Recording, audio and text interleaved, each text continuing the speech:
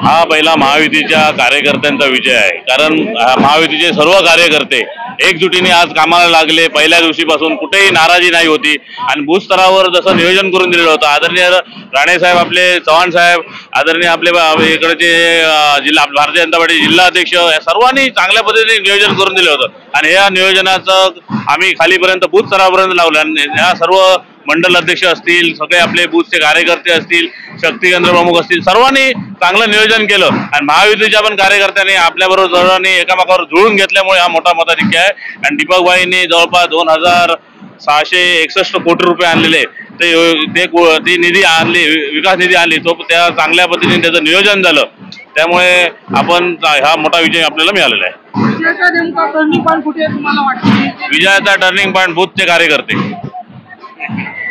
हा पहिला महायुतीच्या कार्यकर्त्यांचा विजय आहे। कारण महायुतीचे सर्व कार्यकर्ते